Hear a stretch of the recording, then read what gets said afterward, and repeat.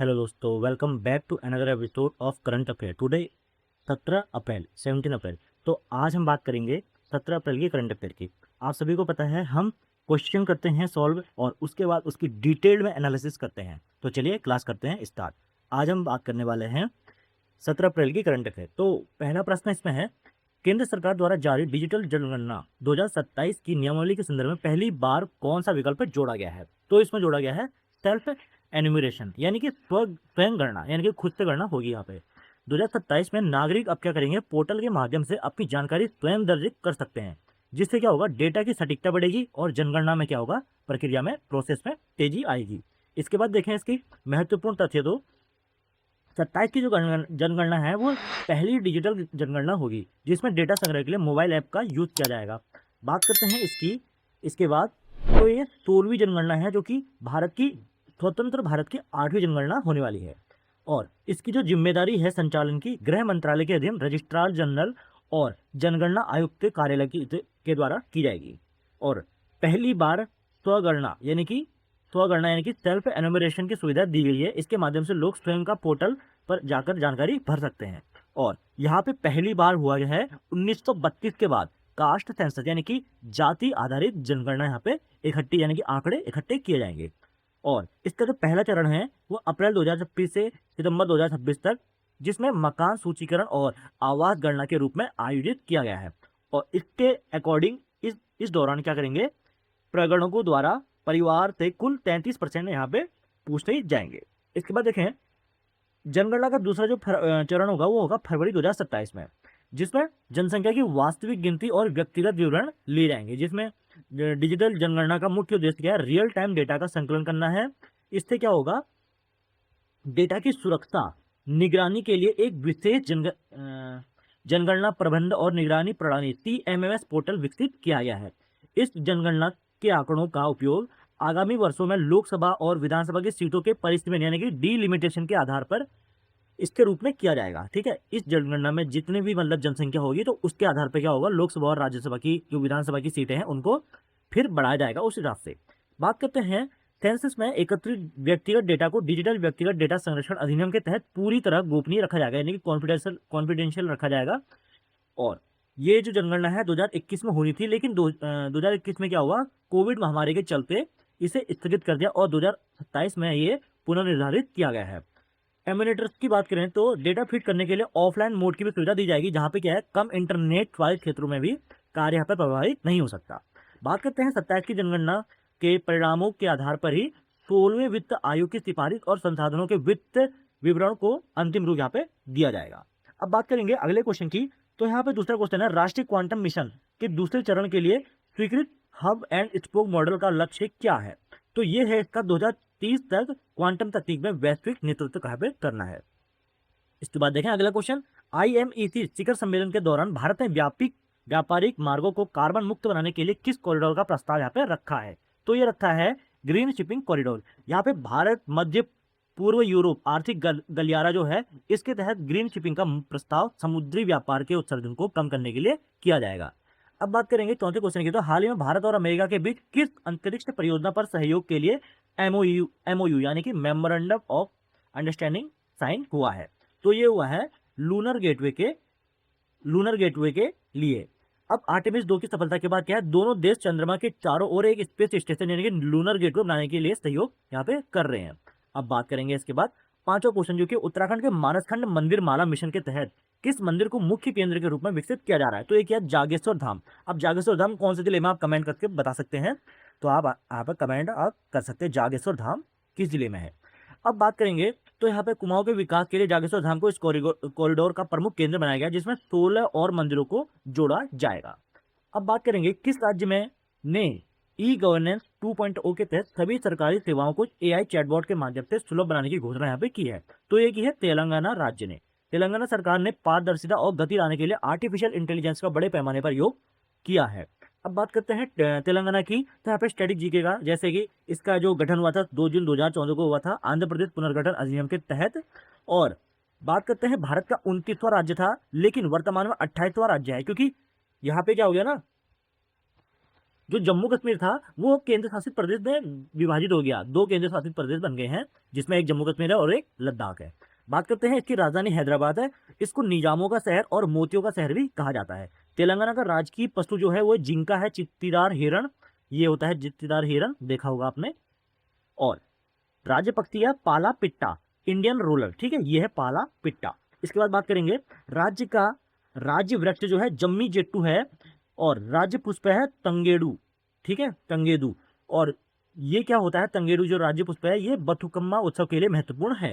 राज्य की नदियों की बात करें तो गोदावरी उत्तर की जीवन रेखा कही जाती है और कृष्णा दक्षिण की जीवन रेखा, यानी कि जो राज्य का उत्तरी भाग है वहां गोदावरी और दक्षिणी भाग को कृष्णा में नदी बहती है। मुलुगु जिले में रामप्पा मंदिर यूनेस्को की विश्व धरोहर में शामिल है, जो अपने मूर्तिकार के नाम पर रखा गया है। इसके बाद देखें ऐतिहासिक रूप से सातवाहन हो या काकतीय वंश, और अंत में हैदराबाद के जो निजाम है उनका शासन यहाँ पर रहा है। मुथुकुम्मा जो है फूलों का त्योहार ये, और यहाँ पे बोनालू यहाँ के प्रसिद्ध लोक उत्सव यहाँ पे देखने को मिलते हैं। अब बात करते हैं करंट अफेयर की, तो मुख्यमंत्री रेवंत रेड्डी ने अपने 2026 में तेलंगाना में क्या करा, दक्षिण एशियाई की कपड़ा टेक्सटाइल बनाने का विजन यहाँ पे प्रस्तुत किया है। इसी क्रम में देखेंगे तेलंगाना राइजिंग 2047 रोड मैप तैयार किया है, जिसका लक्ष्य क्या है, राज्य की अर्थव्यवस्था को $3 ट्रिलियन तक पहुंचाना है। 2026 में देखें जनवरी में तो वर्ल्ड इकोनॉमिक फोरम के दौरान तेलंगाना ने एक बड़े AI डेटा सेंटर निवेश के लिए समझौता भी किया है। केंद्र सरकार की बात करें तो कपास क्रांति मिशन जो कि 600 करोड़ रुपए का बजट यहाँ पे अब तेलंगाना में भी लागू किया जाएगा, क्योंकि यहाँ के क्या है लगभग 24 लाख किसान कपास की खेती करते हैं। और हाल ही में देखा गया है कि हैदराबाद में एशियाई कपड़ा सम्मेलन 2024-25 का सफल आयोजन किया गया, जिसमें विश्व स्तरीय बुनियादी ढांचे पर जोर दिया गया। इसी क्रम में देखें तेलंगाना पुलिस और प्रशासन ने वित्तीय धोखाधड़ी के खिलाफ जो सेबी है ये और दूरसंचार विभाग के साथ मिलकर विशेष सुरक्षा अभियान यहाँ पे लॉन्च किया है। पर्यटन को बढ़ावा देने के लिए हैदराबाद के ऐतिहासिक चार मीनार और गोलकुंडा किले के आसपास के आधुनिक सौंदर्यीकरण परियोजनाएं भी यहाँ पे पूरी की गई हैं। इसके बाद देखेंगे अगला प्रश्न है, आरबीआई द्वारा डिजिटल रुपया ई-रूपी के विस्तार में कौन सी नई सुविधाएं जोड़ी गई हैं? तो ये जोड़ी गई ऑफलाइन मोड में लेन देन। यहाँ पे अब बिना इंटरनेट के भी क्या होगा, डिजिटल रुपया का उपयोग किया जा सकेगा, जो ग्रामीण क्षेत्रों में वित्तीय समावेशन यानी कि फाइनेंशियल इंक्लूजन के लिए क्रांतिकारी है। इसी क्रम में देखेंगे भारतीय रिजर्व बैंक की हम थोड़ी सी बात कर लेते हैं, जिसमें भारतीय रिजर्व बैंक की स्थापना की बात करें तो हिल्टन यंग कमीशन की सिफारिश पर 1 अप्रैल 1935 से को की गई थी।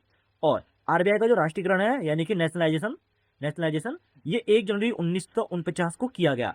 प्रारंभ में आरबीआई का केंद्रीय कार्यालय कोलकाता में था, अब जो मुंबई में है ये स्थानांतरित कब किया गया, 1937 में किया गया। आरबीआई के प्रथम गवर्नर कौन थे, ओथबोर्न स्मिथ थे, जो कि ब्रिटिश नागरिक थे। वर्तमान के कौन है, सीडी देशमुख हैं। और आरबीआई के ये पहले हैं सीडी देशमुख, और वर्तमान कौन से 25वें गवर्नर जो कि शक्तिकांत दास हैं। आरबीआई को बैंकों का बैंक कहा जाता है और भारत का केंद्रीय बैंक भी कहा जाता है। बात करें भारत में मुद्रा नोट यानी कि जो पैसे होते हैं जो आपके हाथों में होते हैं, मतलब जो आप खर्च करते हैं, उसमें उनको छापने का एकमात्र अधिकार आरबीआई के पास है। लेकिन 1 रुपये का जो नोट है उसको छोड़ के वो कौन छापता है, आप कमेंट में बताएंगे। अब बात करेंगे 1 रुपये के जो नोट है, अच्छा ये चलो यहीं बता दिया मैंने, ठीक है कोई बात नहीं। इसमें वित्त मंत्रालय द्वारा जारी किए जाते हैं और वित्त सचिव के हस्त में हस्ताक्षर होते हैं। आरबीआई का मुख्य कार्य क्या है, मौद्रिक कार्य यानी कि मॉनेटरी पॉलिसी यहाँ पे तैयार करना है, उसका संचालन यानी कि एग्जीक्यूट करना है। आरबीआई के प्रतीक चिन्ह में एक ताड़ का पेड़ होता है, पाम ट्री होता है, और रॉयल बंगाल टाइगर यानी कि ये आरबीआई का सिंबल ये है। आपने देखा होगा, ये तो बहुत इंपॉर्टेंट है, हर कोई जानता है।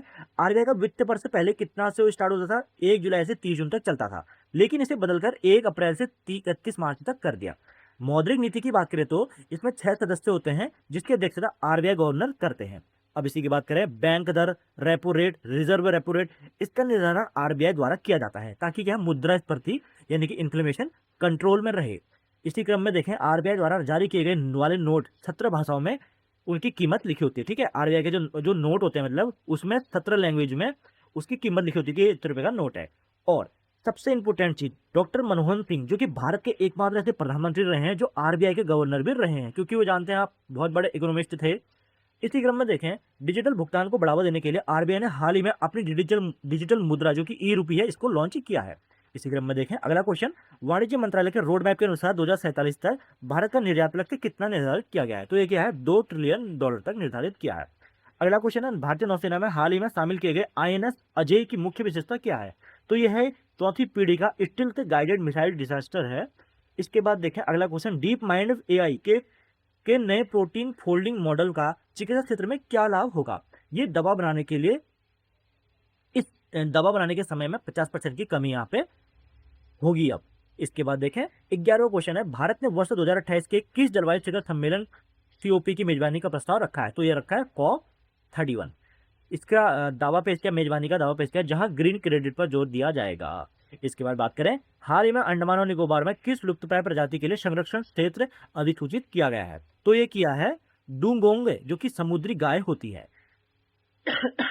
इसके बाद देखें तो अंडमान और निकोबार द्वीप समूह की बात करें तो अंडमान और निकोबार द्वीप समूह बंगाल की खाड़ी में स्थित है। ये केंद्र शासित प्रदेश है जिसकी राजधानी पोर्ट ब्लेयर है, जानते हैं सभी। इसमें 10 डिग्री चैनल है, वो अंडमान द्वीप और निकोबार द्वीप को अलग करता है। अंडमान और निकोबार का सबसे उत्तरी जो द्वीप है वो है लैंडफॉल द्वीप, और सबसे दक्षिणी जो है इंदिरा पॉइंट है, जो है ग्रेट निकोबार में। और इंदिरा पॉइंट क्या है ना, भारत का भी दक्षिणतम बिंदु है, ठीक है। अगर ऐसा पूछा जाए क्वेश्चन कि भारत का दक्षिणतम बिंदु कौन सा है, तो कन्याकुमारी आएगा, लेकिन भारत का सुदूरतम दक्षिणतम बिंदु तो वो आएगा इंदिरा पॉइंट, ठीक है। अब बात करेंगे, इंदिरा पॉइंट को पहले पिग्मेलियन पॉइंट भी कहते थे और पार्सन पॉइंट्स के भी नाम से भी जाना जाता था। अब बात करेंगे, सबसे जो ऊंची चोटी है सैडल पीक है, 732 मीटर है, जो उत्तरी अंडमान में स्थित है।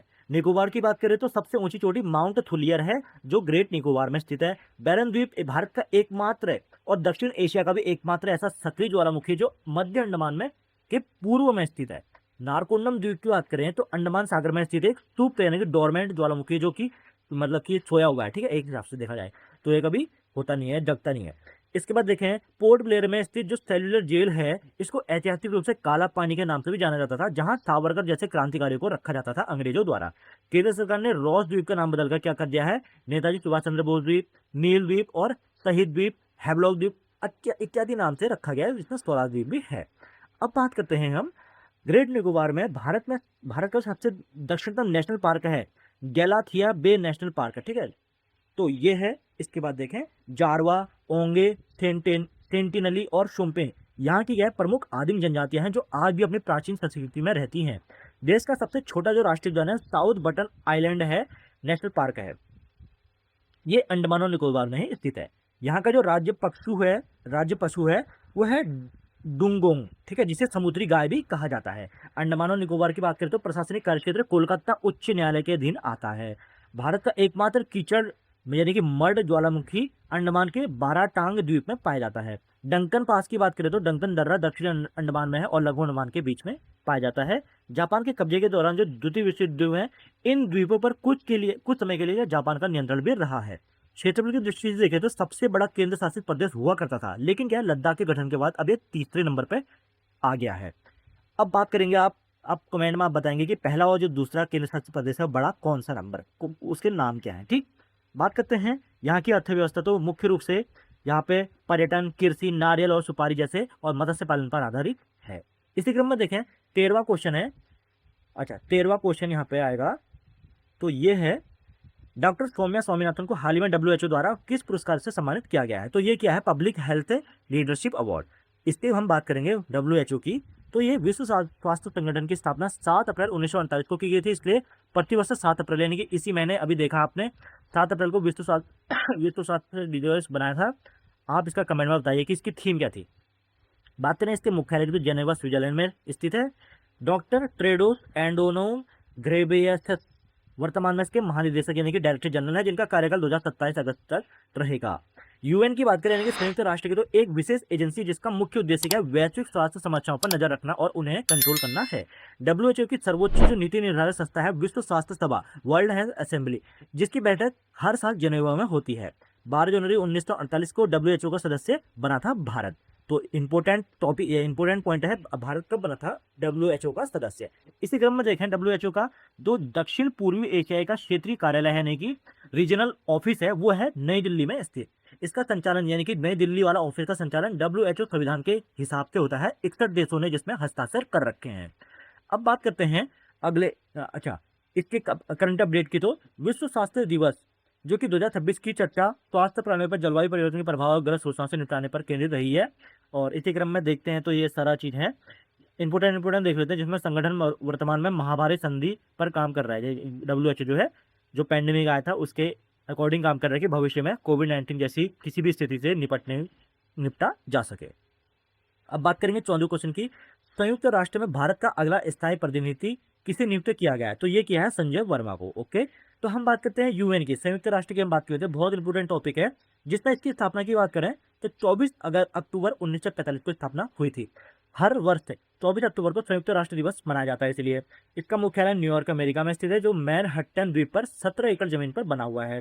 संयुक्त राष्ट्र की बात करें तो तत्कालीन राष्ट्रपति इसके फ्रैंकलिन डी रूजवेल्ट इसके द्वारा किया गया था इसका निर्माण संयुक्त राष्ट्र का। वर्तमान में संयुक्त राष्ट्र के सदस्य देशों की संख्या 193 है, जिसमें सबसे नया जो सदस्य 2011 में सूडान जुड़ा था, साउथ सूडान। इसी क्रम में देखें, संयुक्त राष्ट्र के चार्टर पर मूल रूप से 51 के संस्थापक देशों ने हस्ताक्षर किए, जिसमें भारत भी इसमें शामिल है। एंटोनियो गुटेरेस जो कि पुर्तगाल के हैं, वर्तमान में ये संयुक्त राष्ट्र के 9वें महासचिव हैं। संयुक्त राष्ट्र की जो 6 आधिकारिक भाषाएं, जिसमें अंग्रेजी, फ्रेंच, चीनी, रूसी, अरबी, स्पेनिश ये है, लेकिन जो कार्यकारी यानी कि वर्किंग भाषाएं हैं वो हैं अंग्रेजी और फ्रेंच। संयुक्त राष्ट्र के ध्वज पे पृष्ठभूमि पर नीली है, जैसे ये है जो संयुक्त राष्ट्र का ध्वज है, और जैतून की 2 शाखाओं के बीच विश्व का मानचित्र यहाँ पे दिखाया गया है। महासचिव का कार्यकाल जो 5 वर्ष का होता है, जिन्हें दोबारा भी चुना जा सकता है। अब बात करेंगे, संयुक्त राष्ट्र के कुल 6 प्रमुख अंग है, जिसमें महासभा है, सुरक्षा परिषद, आर्थिक एवं सामाजिक परिषद, न्याय परिषद और अंतर्राष्ट्रीय न्यायालय और सचिवालय यहाँ पे देखने को मिलते हैं। जिसमें महासभा की बात करें तो विश्व की लघु संसद भी कहा जाता है, इसमें सभी सदस्य देशों को प्रतिनिधित्व मिलता है। सिक्योरिटी काउंसिल की बात करें तो दुनिया का पुलिसमैन इसको कहा जाता है, जिसमें 15 सदस्य हैं, 5 इसमें स्थायी होते हैं, 10 अस्थायी होते हैं। सुरक्षा परिषद की बात करें तो 5 स्थायी सदस्य, जिसमें अमेरिका, रूस, ब्रिटेन, फ्रांस और चीन, जिसके पास क्या है, वीटो पावर, वीटो शक्ति यहाँ पे है। सुरक्षा परिषद के 10 जो अस्थायी सदस्य हैं वो हर 2 वर्ष के कार्यकाल के लिए इनको चुना जाता है। अब अंतर्राष्ट्रीय न्यायालय की बात करें तो इसका मुख्यालय हेग में है, जो कि नीदरलैंड में है, जबकि बाकी सभी अंगों के मुख्यालय न्यूयॉर्क में स्थित है। अब इसी क्रम में देखें, न्यायाधीशों की कुल संख्या 15 होती है। द हेग जो कि इंटरनेशनल कोर्ट ऑफ जस्टिस का है, और उनका कार्य 9 साल का होता है।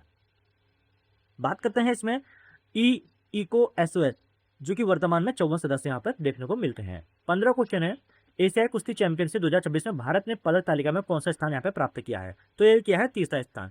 इसने भारत में कुल 12 पदक जीते हैं। अमन सहरावत ने स्वर्ण पदक से पदक तालिका में 3रा स्थान प्राप्त किया है। तो देख लेते हैं एशियन कुश्ती चैंपियनशिप की थोड़ी सी डिटेल। तो यहाँ पे किर्गिस्तान में आयोजित की गई थी 6 अप्रैल से 12 अप्रैल तक, अभी ये जस्ट खत्म हुई है, जिसमें भारत ने 17 पदक के साथ इस अभियान में शानदार समापन किया है। इसमें 2 स्वर्ण पदक, 6 रजत पदक और 9 कांस्य पदक। ये बहुत ज्यादा इंपोर्टेंट हो जाता है उत्तराखंड के एग्जामों के लिए, ठीक है, डायरेक्ट पूछ लेता है, इसमें कोई शंका नहीं है, तो रट लेना। अंडर 23 विश्व चैंपियन जो कि सुजीत कलकल है, इन्होंने फ्री स्टाइल में 65 किलोग्राम भार में स्वर्ण पदक जीता है। अभिमन्यु मंडवाल ने 70 किलो में दूसरा स्वर्ण पदक जीता था, और अमर सहरावत ने 57 किलोग्राम में रजत पदक यहाँ पे जीता है। बात करते हैं तो यहाँ पे मुकुल दहिया और यहाँ पे ललित सहरावत, सुनील कुमार, नितेश तिचवान, हंसिका लांबा, नेहा, तो इनके बारे में आप पढ़ सकते हैं, लेकिन कहाँ से पढ़ेंगे? ये पढ़ेंगे आप टेलीग्राम चैनल से, तो आप ज्वाइन कर सकते हैं टेलीग्राम चैनल में, PDF डालता रहता हूँ वहाँ पर रोज। इसके बाद देखें हम अगला क्वेश्चन 16वां, बीसीसीआई ने हाल ही में किस नियम को घरेलू क्रिकेट के साथ लीगों में राज्यों लीगों में अनिवार्य कर दिया है? तो ये क्या है, इम्पैक्ट प्लेयर नियम। तो इसमें क्या होता है ना, इम्पैक्ट प्लेयर नियमों में टीमों को मैच के बीच में एक खिलाड़ी बदलने की अनुमति देता है, जिससे खेल अधिक रणनीतिक हो गया है।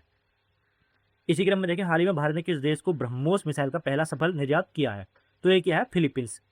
तो ऑप्शन बी फिलीपींस की हम बात करते हैं इसमें। तो फिलीपींस क्या है, प्रमुख आधिकारिक भाषा यहाँ पे फिलिपिनो है और अंग्रेज है। मुद्रा यहाँ पे फिलिपिनी पैसो है, और दक्षिण पूर्वी एशिया में स्थित विशाल द्वीप है, जिसकी राजधानी मनीला है, और मनीला में ही क्या है, ADB यानी कि एशियन डेवलपमेंट बैंक का मुख्यालय है। तो ADB की आपको स्थापना बतानी है, स्थापना किस वर्ष को हुई थी, कमेंट बॉक्स में, ठीक है। अब बात करते हैं हम प्रसिद्ध जो अंतर्राष्ट्रीय चावल संस्थान है, international rice research institute IRRI, Philippines के लॉस बानोस में स्थित है। फिलीपींस के जो पूर्व में स्थित है मरियाना ट्रेंच, जो कि विश्व की सबसे गहरी क्या है, यहाँ पे खाई है। इसके बाद देखें सबसे गहरा समुद्री गर्त है, खाई नहीं है, समुद्री गर्त है। मनीला को एशिया का न्यूयॉर्क कहते हैं, और फिलीपींस को प्राच्य सागर का मोती यानी कि pearl of the orient seas भी कहा जाता है। एशिया का जो नोबेल है रमन मैग्सेसे पुरस्कार फिलीपींस के पूर्व जो राष्ट्रपति हैं उनकी याद से ही दिया जाता है, उनकी याद में ही यहाँ पे यहीं से दिया जाता है। इसी क्रम में देखें फिलीपींस से संबंधित और महत्वपूर्ण है जो कि रिंग ऑफ फायर के स्थित होने के कारण यह भूकंप और ज्वालामुखी के प्रति अत्यंत संवेदनशील है। फिलीपींस के चॉकलेट हिल्स से अपनी अनूठी भू आकृति के लिए प्रसिद्ध है। इसी क्रम में देखें लूजोन और मिंडानाओ फिलीपींस के दो सबसे बड़े प्रमुख द्वीप यहाँ पर हैं। भारत ने फिलीपींस के साथ दुनिया की सबसे तेज सुपरसोनिक मिसाइल जो ब्रह्मोस है इसकी आपूर्ति के लिए महत्वपूर्ण समझौता है तो किया है, जो कि क्वेश्चन में भी पूछा था। और दुनिया का सबसे बड़ा दूसरा द्वीप समूह वाला देखिए है बनाओ राउस राइस टेरेस, इसको अक्सर दुनिया का 8वां अजूबा भी कहा जाता है। ठीक, वर्तमान राष्ट्रपति जो है बोंग बोंग मार्कोस यहाँ पे हैं। अब बात करेंगे 18वें क्वेश्चन की, तो बिहार के राजनीतिक घटनाक्रम के संदर्भ में निम्नलिखित में से कौन सा बिहार में राष्ट्रीय भारतीय जनता पार्टी के प्रथम मुख्यमंत्री बने हैं? तो ये बने हैं सम्राट चौधरी। ओके, बिहार के बारे में जान लेते हैं। बिहार की जो स्थापना थी वो 22 मार्च 1912 को बंगाल से अलग होकर हुई थी। 22 मार्च को बिहार दिवस मनाया जाता है। पाटलिपुत्र पुष्कर और अजीमाबाद इसके नाम से जाना जाता है। क्षेत्रफल की दृष्टि से बिहार 12वां सबसे बड़ा राज्य है और जनसंख्या के मामले में तीसरे स्थान पर आता है। बिहार का राज्य पशु बैल है, पक्षी गौरैया है, वृक्ष पीपल है और फूल गेंदा है। वाल्मीकि राष्ट्रीय उद्यान एकमात्र राष्ट्रीय उद्यान है यहाँ पर जो पश्चिमी चंपारण जिले में स्थित है। बोधगया में स्थित महाबोधि मंदिर जो यूनेस्को की विश्व धरोहर स्थल है जहाँ पर गौतम बुद्ध को ज्ञान प्राप्त हुआ था। नालंदा विश्वविद्यालय क्या है? दुनिया के सबसे पुराने विश्वविद्यालय में से एक था जिसका पुनरुद्धार आधुनिक काल में किया गया है। इसी क्रम में गंगा नदी बिहार को लगभग 2 बराबर भागों में उत्तर और दक्षिण में विभाजित बीचों बीच गई है। कोसी नदी को बिहार का स्तूप भी कहते हैं। और बिहार में सर्वाधिक साक्षरता दर वाला जिला कौन सा है? रोहतास है। न्यूनतम साक्षरता दर वाला जिला है पूर्णिया। इसके बाद देखें बिहार का करंट अफेयर आप देख सकते हैं, यहाँ पे ज़्यादा लंबी हो जाएगी वीडियो तो आप उसमें देख सकते हैं। ठीक है, अब बात करेंगे 19वां क्वेश्चन है जो vision leading cricket in the world 2025 के लिए चुनी गई भारतीय महिला क्रिकेटर कौन थी? ये थी दीप्ति शर्मा। ओके, अब बात करेंगे ICC player of the month है 2026 मार्च के लिए कौन चुना गया है? संजू सैमसन यहाँ पे चुने गए हैं। इसी क्रम में देखें 21वां क्वेश्चन दिल्ली देहरादून एक्सप्रेसवे की उस विशेषता क्या है जो एशिया का सबसे लंबा 12 किलोमीटर गलियारा है? तो ये है एलिवेटेड, यानी कि हवा में है एलिवेटेड, जिससे नीचे से क्या गुजरेंगे? हाथी वगैरह गुजरेंगे, जंगली जानवर। उत्तराखंड की बात कर लेते हैं, वन्यजीव अभ्यारण्य की बात कर लेते हैं उत्तराखंड के, तो यहाँ पे 7 वन्यजीव अभ्यारण्य देखने को मिलते हैं जिसमें पहला है गोविंद वन्यजीव अभ्यारण्य, उत्तरकाशी जिले में है, सबसे पुराना है भारत का। ठीक है, राज्य है सॉरी राज्य का, और स्थापना उसकी 1955 में हुई थी। केदारनाथ वन्यजीव अभ्यारण्य की बात करें तो चमोली और रुद्रप्रयाग जिलों में फैला हुआ है। 957 वर्ग किलोमीटर के साथ सबसे बड़ा ये है। केदारनाथ पर्यावरण अभ्यारण्य जो है मुख्य रूप से विलुप्त प्राय जो कस्तूरी मृग है इनके संरक्षण के लिए प्रसिद्ध है। अतपोत की बात करें तो पिथौरागढ़ जिले में है, सर्वाधिक कस्तूरी मृग वाला अभ्यारण्य यहाँ पे माना जाता है। सोना नदी वन्यजीव अभ्यारण्य जो है पौड़ी अरवल जिले में है, यह कार्बेट टाइगर रिजर्व का ही एक महत्वपूर्ण हिस्सा है। बिनसर की बात करें तो अल्मोड़ा जिले में है, प्राकृतिक सुंदरता और विभिन्न पक्षियों की प्रजाति के लिए जाना जाता है। मसूरी वन्यजीव अभ्यारण्य की बात करें तो विनोग माउंटेन प्लेव अभ्यारण्य भी इसको कहते हैं। और मसूरी अभ्यारण्य मुख्य रूप से विलुप्त मानी जाने वाली पक्षी प्रजाति जो है पहाड़ी बटेर, इसके लिए प्रसिद्ध ये है। ठीक है, ये है पहाड़ी बटेर, ये विलुप्त हो गई है। अब बात करते हैं नंदौर वन्यजीव अभ्यारण्य की, तो नैनीताल जिले और चंपावत जिले में स्थित है। यह राज्य का सबसे नया अभ्यारण्य है जिसकी स्थापना 2012 में की गई थी। नंदौर की बात करें तो बाघों के संरक्षण के लिए महत्वपूर्ण गलियारे के रूप में विकसित किया जा रहा है। क्षेत्रफल की दृष्टि से मसूरी वन्यजीव अभ्यारण्य सबसे छोटा है, 11 किलोमीटर है मात्र। मालन पशु विहार और पुआ पशु विहार जैसे पुराने नाम अब इन अभ्यारण्यों के अंतर्गत समाहित हो गए हैं। अब बात करेंगे अभ्यारण्यों का मुख्य उद्देश्य होता है हिमालय भालू, गुलदार, कस्तूरी मृग, स्थानीय पक्षियों का संरक्षण यहाँ पे करना इसका उद्देश्य होता है। उत्तराखंड के ये सभी अभ्यारण्य राज्य के पारिस्थितिक तंत्र और पर्यटन दृष्टि से अत्यंत महत्वपूर्ण है। और परीक्षाओं में अक्सर अस्कोट की बात पूछ लेते हैं। 1986 में इसका पिथौरागढ़ जिले में इसका हुआ था स्थापना। अब बात करेंगे अगले क्वेश्चन की, तो मानसखंड मंदिरमाला मिशन के तहत उत्तराखंड के किस पौराणिक मंदिर को, यह रिपीट हो गया सर क्वेश्चन, तो जागेश्वर धाम इसका आंसर है। लद्दाख की बात करें तो लद्दाख पिघलते हुए ग्लेशियरों को पानी में वैज्ञानिक तरीके से संचित करने के लिए शुरू की गई पहल कौन का नाम क्या है? तो यह प्रोजेक्ट हिम सरोवर यहाँ पे है। इसके बाद देखें Bharat Taiwan industrial park Gujarat के किन 2 स्थानों पर विशेष रूप से सेमीकंडक्टर और इलेक्ट्रॉनिक्स के लिए तैयार किया गया है? तो ये क्या है? साणंद और धोलेरा, ऑप्शन बी। अब गुजरात की हम बात कर लेते हैं छोटा मोटा, तो 1 मई 1960 को तत्कालीन बॉम्बे राज्य से विभाजन हुआ था। गुजरात गौरव दिवस मनाया जाता है 1 मई को। राजधानी इसकी गांधीनगर है। कोस्ट लाइन तटरेखा सबसे लंबी है, 1600 किलोमीटर की तटरेखा है सबसे लंबी। कच्छ जिला जो है क्षेत्रफल की दृष्टि से न केवल गुजरात का बल्कि भारत का भी सबसे बड़ा जिला है। गिर नेशनल पार्क है गुजरात में है, जो दुनिया का एशियाटिक लायंस के लिए प्रसिद्ध है। प्राकृतिक आवास ये एशियाटिक लायन का माना जाता है। स्टैचू ऑफ यूनिटी जो सरदार वल्लभ भाई पटेल जी की है गुजरात के केवड़िया एकता नगर में है, नर्मदा नदी के किनारे पे है। रानी की वाव की बात करें तो पाटन में चंपानेर, पाबलगढ़ पुरातत्व पार्क गुजरात के प्रमुख यूनेस्को धरोहर स्थल है। धौलावीरा की बात करें तो जो हड़प्पा सभ्यता का एकमात्र शहर है, गुजरात के कच्छ जिले में स्थित है। और लोथल की बात करें तो सिंधु घाटी सभ्यता का एकमात्र एक महत्वपूर्ण बंदरगाह ये है। इसी क्रम में आप ये देख सकते हैं, अब इसको मैं पढ़ूंगा तो बहुत लंबी हो जाएगी वीडियो, आप देख सकते हैं। ओके, इसके बाद देखेंगे हम अगला जो क्वेश्चन है वो हमारा लास्ट क्वेश्चन है। स्टार्टअप इकोसिस्टम की वित्तीय सहायता के लिए स्टार्टअप इंडिया फंड 2.0 का प्रबंधन किसके द्वारा किया गया? तो ये क्या है? सेबी के द्वारा। तो यहाँ पे देख लेते हैं भारत का लघु सिडबी की बात कर लेते हैं हम यहाँ पे। तो ये क्या है? भारतीय लघु उद्योग विकास बैंक ये है। इसकी फुल फॉर्म है small industry development bank of India. 2 अप्रैल 1990 को एक वैधानिक निकाय के रूप में इसकी स्थापना हुई थी। उत्तर प्रदेश लखनऊ में इसका हेडक्वार्टर है। एमएसएमई की स्थापना, वित्त पोषण और विकास के लिए प्रमुख संस्थान ये है। और सिडबी का मुख्य उद्देश्य क्षेत्र को ऋण देना है। इसकी बात करें तो सिडबी भारतीय औद्योगिक विकास बैंक के पूर्ण स्वामित्व वाली सहायक कंपनी के रूप में स्थापित किया गया था, लेकिन वर्तमान में स्वतंत्र रूप से कार्य कर रही है। अब बात करेंगे इसमें बैंक के डिजिटल ऋण देने की प्रक्रिया को बढ़ावा देने के लिए पीएसबी लोन से 59 मिनट से जैसे पोर्टल का प्रबंधन करता है। और यहाँ पे इंपोर्टेंट देख लेते हैं, मुद्रा जैसे छोटे बैंक के व्यापारिक ऋण को देता व्यापारियों को ऋण देता है। सिडबी की ही एक पूर्ण स्वामित्व वाली सहायक कंपनी भी है मुद्रा। तो ये थे दोस्तों हमारे करंट अफेयर 17 अप्रैल के। अब हम बात करते हैं स्टैटिक पोर्शन पे, जो कि आज हम बात करने वाले हैं वैदिक काल पे। भारतीय इतिहास का स्वर्णिम अध्याय यहाँ पे माना जाता है, जो कि 1500 से 600 ईसा पूर्व यहाँ पे की स्थापना हुई थी, मतलब चला था। वैदिक सभ्यता की बात करें तो निर्माता इसके आर्य थे, जो कि श्रेष्ठ अपने आप को, इसका जो शब्द अर्थ था शाब्दिक अर्थ आर्य का श्रेष्ठ खुपी जाता। आधार इसके वेद हैं। इस शब्द का अर्थ होता है ज्ञान, वेद का अर्थ। कालखंड है 1500 से 600 ईस्वी तक। बात करते हैं भौगोलिक विस्तारों की। सबसे चंद्र सभ्यता के लिए सिंधु क्या है? सबसे महत्वपूर्ण नदी में मानी जाती है। सरस्वती नदी सबसे पवित्र नदी मानी जाती है, इसे नदी तमाम भी कहा जाता है। अन्य नदी जैसे कुंभा काबुल बोलते थे, वितस्ता झेलम बोलते थे, परुष्णवी रावी बोलते थे। इसके बाद देखिए ऋग्वैदिक काल। ये काल पूरी तरह से ऋग्वेद पर आधारित है। समाज इसमें पितृसत्तात्मक था। वर्ण व्यवस्था कर्म पर आधारित थी, जन्म पर नहीं थी। ठीक है, मतलब जो जैसे काम करेगा उस पर वैसी वर्ण मिल जाएगा। अब बात करते हैं जो धर्म था, इंद्र पुरंदर किलों को तोड़ने वाला सर्वोच्च देवता, और दूसरे स्थान पर अग्नि थे। नारी की स्थिति, शिक्षा का पूर्ण अधिकार था। प्रमुख विदुषी महिलाएं लोपामुद्रा, घोषा और आपाला ये थी। और दशरथ युद्ध की बात करें तो परशुराम रावी नदी के तट पर हुआ था। सुदास और 10 जनों के पीछे हुआ था, और सुदास किसने विजय हुई थी। उत्तर वैदिक काल की बात करें तो 1000 से 600 ईस्वी पूर्व, जिसमें राजनीति की बात करें जन का विस्तार होकर जनपद बने। और धार्मिक और इसकी बात करें तो इंद्र के स्थान पर प्रजापति सर्जन, और प्रमुख वर्ण धर्म के आधार पर 4 आश्रम लागू यहाँ पे गोत्र का स्थान यहाँ पे देखने को मिलता है। जिसमें साहित्य की बात करें सामवेद, यजुर्वेद, अथर्ववेद की स्थापना यहाँ पे हुई थी। लोहे की खोज की थी लगभग 1000 अंतरजी खेड़ा यूपी के साक्ष्य यहाँ पे मिले हैं। परिणाम क्या हुआ है इसका? कृषि और युद्ध में क्रांतिकारी बदलाव यहाँ पे मिला है। अब बात करते हैं सभ्यता का विकास एक तुलनात्मक अध्ययन। तो ठीक है, यहाँ पे देखेंगे आप ऐसे करके। हम बात करेंगे पहले 4 वेदों की। तो इसमें प्रथम है सबसे प्राचीन वेद ऋग्वेद, 10 मंडल 1028 सूक्त हैं। सामवेद की बात करें तो संगीत का जनक इसमें कहा जाता है। यजुर्वेद की बात करें तो गद्य और पद्य की यहाँ पे बात होती है, यज्ञों के नियम है इसमें। अथर्ववेद की बात करें तो ब्रह्मवेद है, जादू टोना, वशीकरण, औषधि और अंधविश्वास का वर्णन इसमें देखने को मिलता है। वैदिक यहाँ पे दर्शन की बात करेंगे तो सांख्य दर्शन कपिल वैदिक काल के अंत में तक 6 प्रमुख विचारधाराएं पे हुई थी, जिसमें सांख्य दर्शन की बात करें कपिल मुनि थे, योगी दर्शन की बात करें पतंजलि थे, न्याय दर्शन की बात करें गौतम थे, वैश्विक दर्शन की बात करें कणाद, पूर्व मीमांसा की बात करें जैमिनी, और उत्तर मीमांसा की बात करें तो बादरायण यहाँ पे थे। अब बात करते हैं प्रमुख शब्दावली, जैसे कि अघन्या, जिसमें गाय के लिए प्रयुक्त शब्द था, जिसका वध न किया जा सके। ठीक। गविष्टि की बात करें तो गायों की खोज या गायों के लिए होने वाला युद्ध। अमाजु की बात करें जीवन भर अविवाहित रहने वाली कन्या, और कुल्लूक की बात करें तो परिवार का यहाँ पर मुखिया होता था।